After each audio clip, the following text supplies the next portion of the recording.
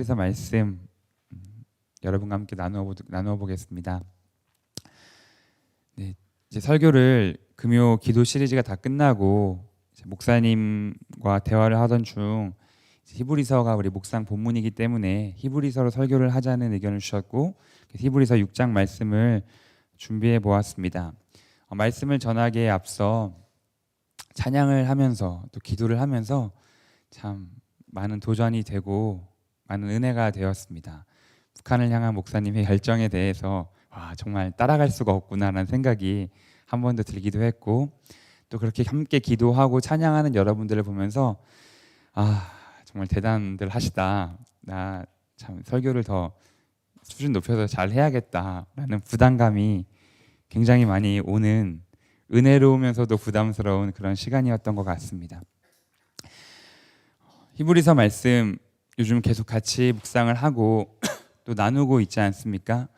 여러분들의 묵상을 하나씩 읽으면서 이 하나님의 은혜가 얼마나 놀라운 것인가, 예수님께서 우리에게 주셨던 그 은혜가 얼마나 놀라운 것인가를 저도 다시 한 번 더 깨닫고 또 느끼고 있는 하루하루가 되고 있습니다. 히브리서는 어떤 내용입니까? 너무 갑작스러운 질문을 제가 드렸죠. 네, 다 아시겠지만 우리가 보통 히브리서라고 한다면 믿음을 많이 생각을 합니다. 믿음에 관한 이야기가 굉장히 많이 나와 있고 믿음에 대한 단어 또한 굉장히 많이 나와 있습니다. 히브리서 11장 이후의 말씀을 보면은 온통 믿음에 대한 얘기 투성입니다. 선진들은 다 믿음으로 살았다. 아브라함도 믿음이다. 누구도 믿음이다. 다 믿음이다. 우리가 좋아하는 말씀 있지 않습니까? 이런 사람들은 세상이 감당할 수가 없다. 우리도 이렇게 살아야지. 이런 믿음에 대한 말이 있고요. 우리가 다 암송하는 말씀. 믿음은 바라는 것도 실상이요 보이지 않는 것들의 증거니 선진들이 위해서 증거 얻었느니라. 또 하나님께 나아가는 자들은 믿음을 갖고 어쩌고 해서 믿음. 네, 믿음. 제가 너무 성경을 이렇게 막 얘기했나요? 네, 믿음에 대해서 히브리서는 굉장히 많이 얘기하고 있습니다. 히브리서를 굳이 나누자면 두 부분으로 나눌 수 있을 것 같습니다. 11장 중반 이후에 믿음에 대한 겉면에 대한 부분이 있고요. 그 앞부분은 이 뒷부분과는 다르게 굉장히 어려운 내용들이 있습니다. 지금 우리가 하고 있는 큐티 그 본문은요, 사실 굉장히 어려운 내용들이에요. 하지만 여러분 아무런 어려움 없이 잘 하시는 것으로 보아서 참 수준이 높다는 것을 다시 한 번 더 깨닫게 되곤 합니다. 11장 이후의 말씀들은 사실 읽기만 해도 그 뜻을 어느 정도 알 수 있고 우리가 겉면을 받을 수 있기 때문에 저는 앞부분의 말씀을 중점적으로 여러분과 함께 나누어 보고자 합니다. 특별히 6장에 오늘 읽은 말씀은 조금 논란이 많이 되기도 하고 우리가 좀 이해하기 잘 어려운 말이기도 합니다. 타락한 자들은 다시 회개할 수 없다라는 말이 6장에 기록되어 있죠. 이것은 무슨 말일까? 우리가 다시 타락하면 구원을 못 받는 것일까? 아니면 우리가 구원받지 못하는 그 죄도 있는 것일까라는 많은 의문과 궁금증을 가져오기도 합니다. 먼저 정답을 말씀드리면 그것은 오해다라고 할 수 있습니다. 이 말씀을 읽는 문자 그대로 보게 되면은 큰 오해가 생기게 되고요. 그만큼 바울이 강하게 권면하고 도전하고 있는 것이 지금 있다는 것을 생각해 볼 수 있습니다.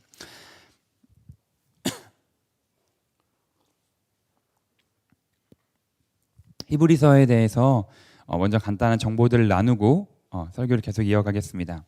우선 히브리서는 좀 밝혀진 게 많이 없습니다. 다른 서신들은 수신자가 누구인지, 발신자가 누구인지에 대해서 상당히 많이 드러내놓고 있지만 히브리서 안에는 그런 내용들이 거의 있지 않습니다. 추측할 수 있죠. 발신자는 아직까지는 미정입니다. 많은 신학자들이 발신자가 누구일까를 연구를 많이 했지만 그 의견이 대체로 통합되진 않았습니다. 각자의 의견들이 있고요. 그렇지만 수신자는 거의 모든 학자들이 의견의 일치를 보고 있습니다. 히브리서의 수신자는 아마도 유대계 그리스도인일 것이다 라는 것이 거의 모든 학자들의 동일한 의견입니다. 물론 그렇지 않은 의견 또한 있습니다. 그렇지만 거의 일치가 되었다라고 볼 수 있고요. 그래서 히브리서 본문 상황을 통해서 그 내용을 어떻게 추측하게 되었냐면 히브리서 본문들을 통해서 추측하게 된 것입니다. 우선은 이것이 분명히 구약에 대한 이야기, 율법에 대한 이야기, 제사와 대제사장과 성전에 대한 이야기가 주를 이루고 있고 그것에 정통한 지식이 있는 사람들이 상대적으로 잘 이해할 수 있는 내용들입니다. 또 그리고 히브리서의 앞장 부분에서 또 뒷장 부분도 마찬가지지만 그것으로 돌아가지 말아라는 권면이 굉장히 많이 나옵니다. 광야 이야기도 나왔었죠. 지난주에 목사님 설교하신 내용이었었는데 광야 이야기, 광야의 백성들의 얘기하면서 그들이 은혜를 받고 나왔지만 다시 뒤를 돌아볼 때 다시 애굽으로 돌아가려고 하고 광야에 머무르게 되면 믿음으로 나아가지 않게 되면 그들은 안식이 얻지 못할 것이다. 이런 내용이 히브리서에 있는 것이죠. 이들에게 정확하게 적용해 보면 유대교에서 나와서 그리스도의 은혜를 받은 너희가 다시 유대로 돌아가게 되면 그 제사와 제의로 돌아가게 되면 안식에 참여할 수 없다. 하나님의 은혜를 받을 수 없다라는 것으로 의미할 수 있습니다. 오늘 읽은 이 6절의 말씀도 비슷한 말입니다. 타락한 자들을 하나님의 선한 말씀과 내세의 능력을 맛보고도 이 유대계 그리스도인들이 유대교에서 그리스도의 은혜를 받았고 유대인으로서 그리스도의 은혜를 받고 그리스도를 알게 되었고 그 능력을 맛보게 되었는데 다시 타락하는 것, 다시 유대교로 돌아가게 되면 너희는 구원받을 수 없을 것이다. 아주 바울에 돌아가지 말라는 강력한 권면의 메시지가 여기에는 포함되어 있는 것입니다. 이들은 두 가지의 문제를 가지고 있었습니다. 유대계 그리스도인에게는 두 가지의 문제가 있었는데요. 첫 번째는 모든 그리스도인이 당하는 당시의 모든 그리스도인이 겪었던 문제인데요. 유대인들의 박해가 있었습니다. 유대인들의 엄청난 박해가 그들에게 있었죠. 또 한 가지는 제사로 돌아가고자 하는 욕심이 아니라 제사로 돌아가고자 하는 마음이 유대인들에게는 계속해서 있었습니다. 왜 그들은 제사로 돌아가고자 했을까요? 혹시 제 큐티를 읽으신 분이라면 거기 다 나와 있기 때문에 다 아시겠지만 유대인들에게 제사라는 것은 그들이 정한 단순한 법칙이 아니었습니다. 그들이 아주 오랜 시간 조상의 때로부터 믿고 행해왔던 것이며 이것은 그들의 의견의 일치를 통해 만든 것이 아니라 하나님께서 모세를 통해 직접 말씀해 주신 율법에 적혀 있는 것입니다. 그리고 그것은 분명히 눈에 보이는 행위가 있었고 성취감이 있었고 그걸 통해 하나님이 나와 함께 하시고 내 삶을 하나님께 드리고 있다는 분명한 성취감, 분명한 행위, 분명한 의미, 그 모든 것들이 그 제사에는 들어가 있습니다. 그들 우리로 치면 어쩌면 주일 예배 와도 비슷하다고 똑같지는 않겠지만 비슷하다고 볼 수 있습니다. 여러분이 만약 갑자기 하나님의 새로운 은혜를 맛보아서 정말 놀라운 은혜를 맛보아서 주일 예배를 나오지 않아도 된다라고 한다면 여러분 주일날 집에 계실 때 마음이 어떠시겠습니까? 뭔가 불안하지 않으십니까? 좀 다르게 얘기해 볼까요? 여러분 교회에 봉사하는 것 어떻습니까? 중요한 것입니까? 중요하지 않습니까?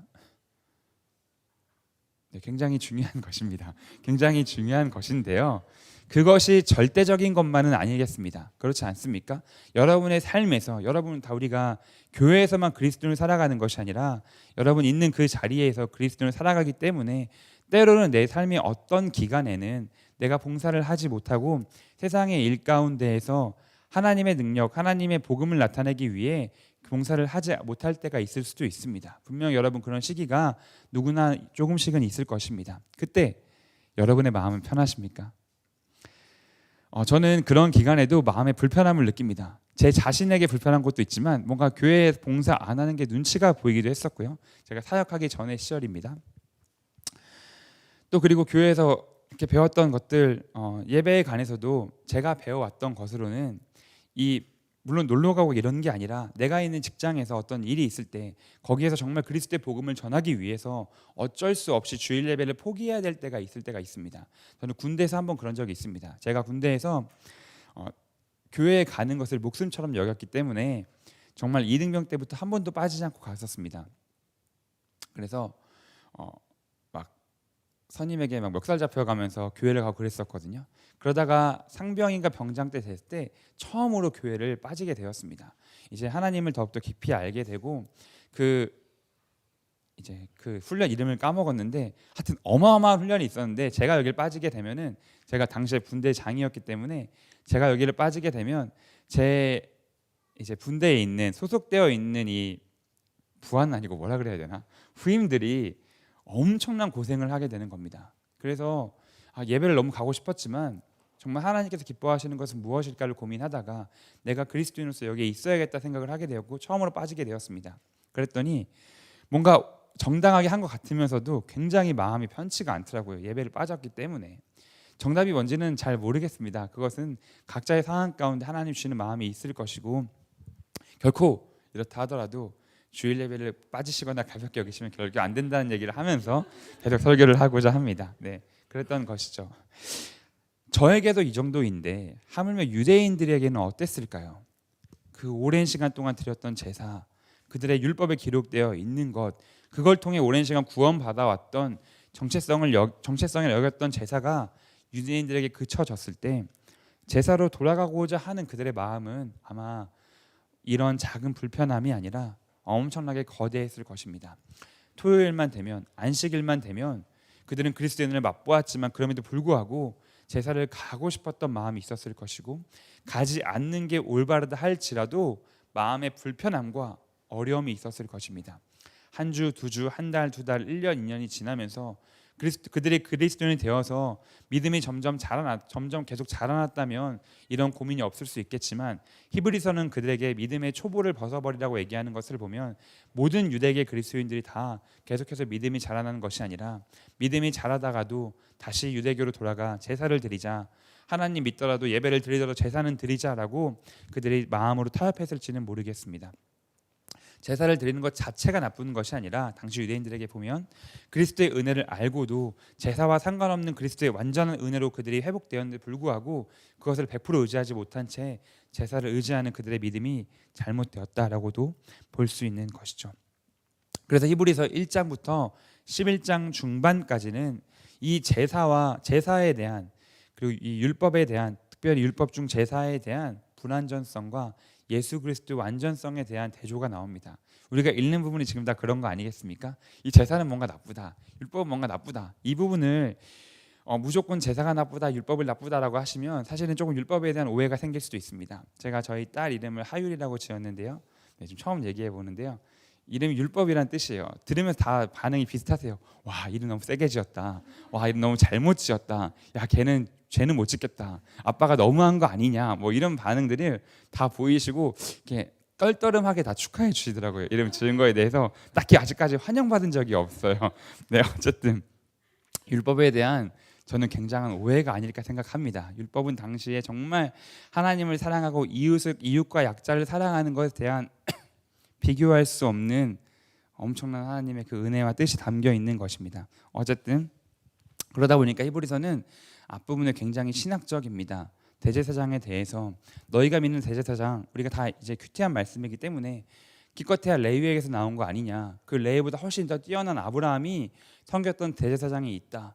그는 뭐 멜기세덱으로서 난데도 어딘지도 모르고 간데도 모르고, 예수님이 그러지 않냐, 난데도 온데도 알지 못하는 그분이 대제사장이다, 레위보다 훨씬 뛰어난 분이다 라고 말씀하죠. 재물에 대해서, 너희가 아무리 열심히 양 잡아도 그 양 흠이 있는 거 아니냐, 불완전한 거 아니냐, 예수님 완전하시다. 성전에 대해서, 모세가 받은 성전은 이 땅에서 지은 것이다. 하늘에 완전한 성전이 있고 그 하늘의 성전에 계신 분 바로 하나님, 예수님, 이 땅에 진짜 오셔서 성전 되신 예수님이 더욱더 완전한 성전이다라고 성전 이야기부터는 종말론까지 섞어가면서 막 얘기합니다. 그러니까 앞부분이 굉장히 어려워질 수밖에 없죠. 어쨌든 이 내용을 다 정리해서 하나로 얘기하면은 대제사장과 제물과 성전, 너희가 돌아가고자 하는 그 제사는 결국은 불완전한 것이다. 정확한 표현으로 보면 이 자체가 불완전하기보단, 설마 하나님이 불완전한 걸 우리에게 주진 않았겠죠. 이 제사들보다 완전한, 이것을 완전히 완성하신 예수 그리스도가 이 땅에 있기 때문에 너희가 예수 그리스도를 믿는다면 제사를 갈 필요도 없고 대제사장을 의지할 필요도 없고 성전에 갈 필요도 없다. 오직 예수 그리스도, 그분이 완전한 제사다라고 히브리서는 정확히 얘기하고 있습니다. 그러면서 하는 얘기가 유대교로 돌아가지 말아라, 예수 그리스도를 믿어야 된다라고 말하고 있는 것이죠. 그래서 11장 중반 이후로부터는 믿음에 대한 얘기뿐입니다. 너희는 믿어라, 믿어라, 믿음으로 살아라. 다 믿음이다, 믿음이다.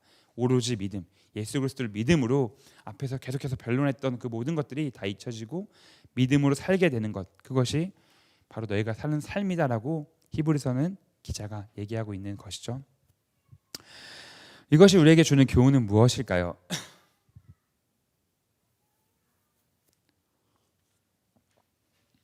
네, 유대교의 우리가 특징을 보면 이들이 돌아가려고 하는 유대교의 특징은요, 바로 제의라는 겁니다. 제의, 의식이라는 것이죠.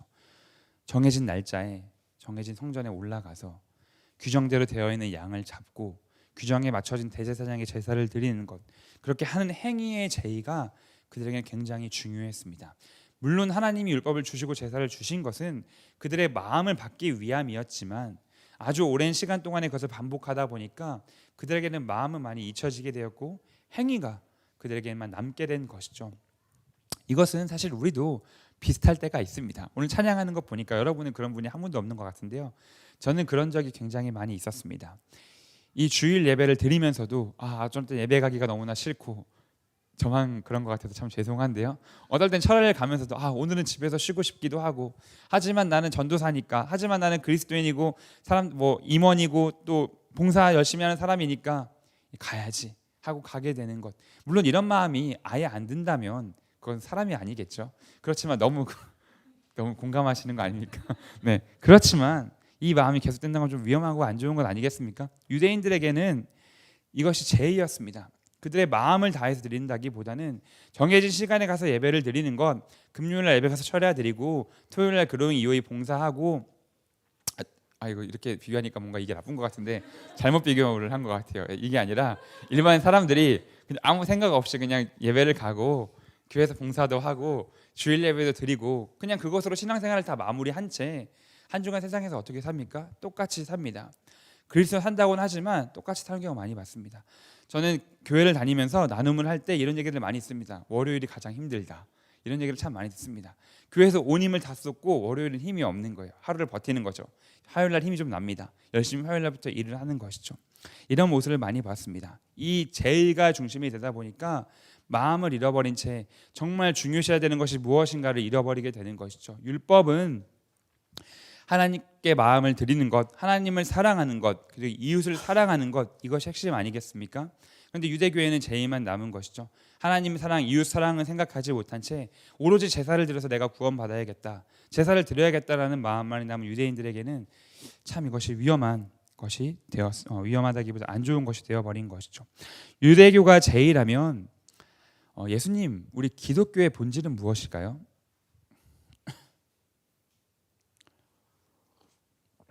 혹시 여러분이 이런 신학에 관심이 있어서 신약 성서에 대한 개관 이런 것들을 먼저 읽어보시게 되면 이것도 거의 모든 제가 읽어본 신약 성서의 모든 개관들은 다 동일하게 나오는데요. 많이 읽어본 건 아닙니다만 예수님께서 이 땅에 하신 것은 종교를 세우는 것이 아니라 하나님 나라의 운동을 한 것이다라고 거의 모든 신약 성서 개론에 서론에 적혀 있습니다. 예수님께서 하신 것은 하나님 나라 운동이었다. 어떤 제의를 만들거나 조직을 세우거나 종교를 세운 것이 아니라 그분 자체가 운동을 한 것이다라고 나와 있더라고요.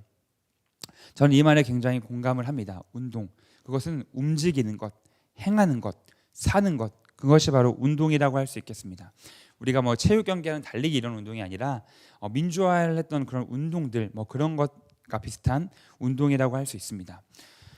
유대교는 그래서 그들이 정해진 제에 따라 제의를 맞춰 했다면 우리 기독교는 정해진 무언가를 따르는 것이 아니라, 물론 그 정해진 것도 우리의 운동을 하기에 굉장히 중요한 것이기 때문에 무조건 무시할 수 있는 것은 아니지만 그 안에 담긴 본질은 바로 운동이라는 것입니다. 우리의 삶과 우리의 행함과 우리의 마음을 담은 그것이 기독교의 진정한 핵심이자 본질, 다시 말하면 우리의 믿는 바 예수 그리스도를 따라 사는 그 삶이야말로 진정한 기독교를 기독교되게 하는 것, 교회를 교회되게 하는 것이라고 볼 수 있습니다. 여러분에게 질문을 하나 해보겠습니다.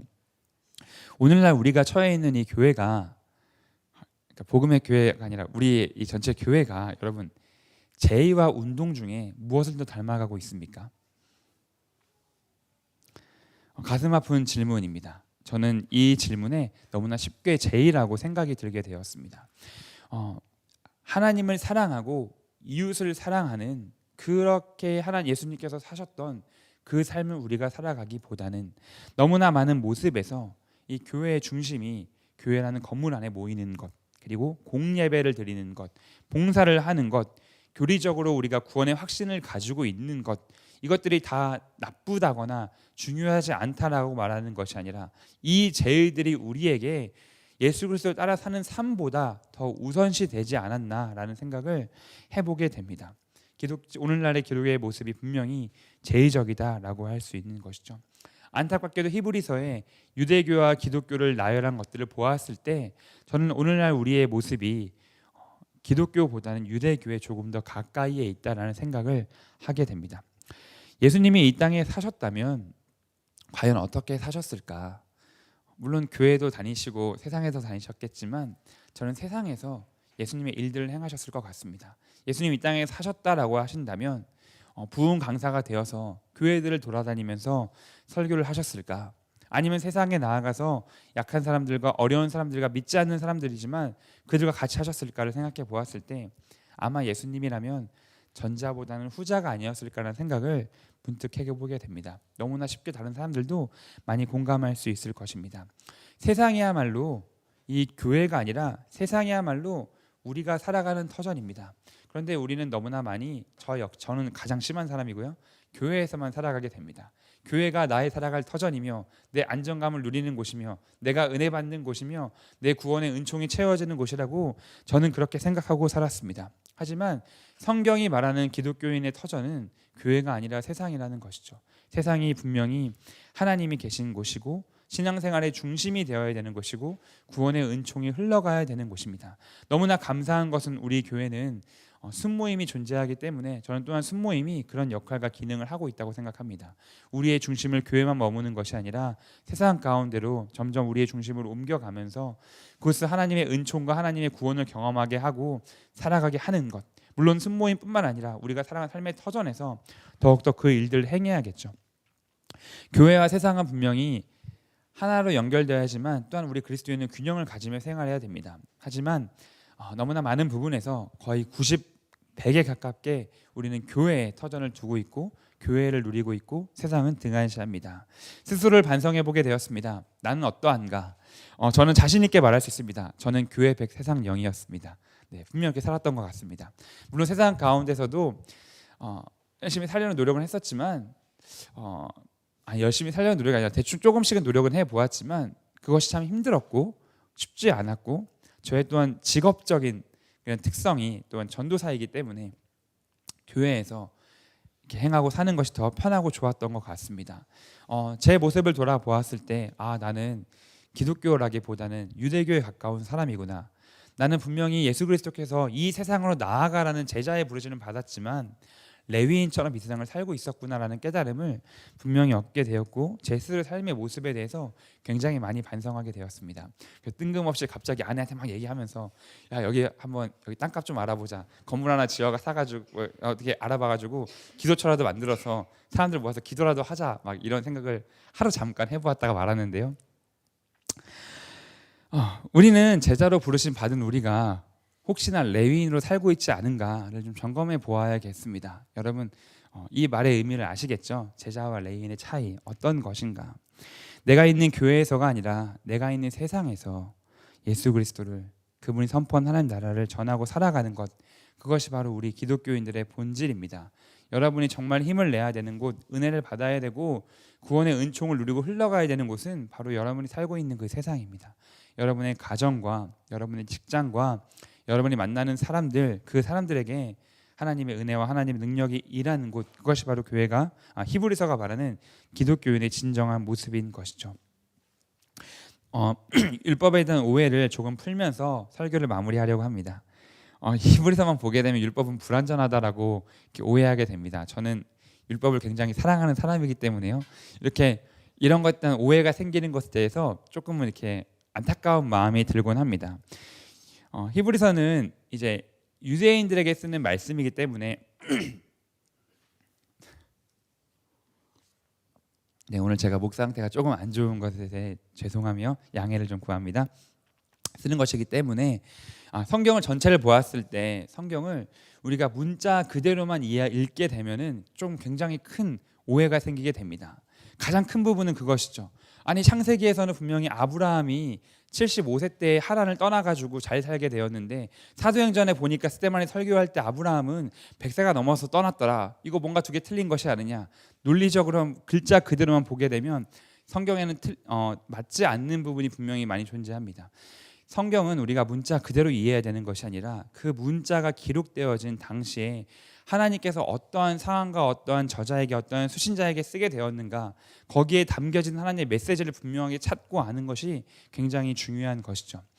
히브리서는 분명히 유대 제사로 돌아가고자 하는 유대인들에게 예수 그리스도의 완전성, 예수 그리스도가 완성하신 제사를 나타내기 위해서 율법과 제사의 불완전성을 얘기하고 있습니다. 하나님이 처음에 율법을 주실 때 불완전한 율법을 주신 것은 아닙니다.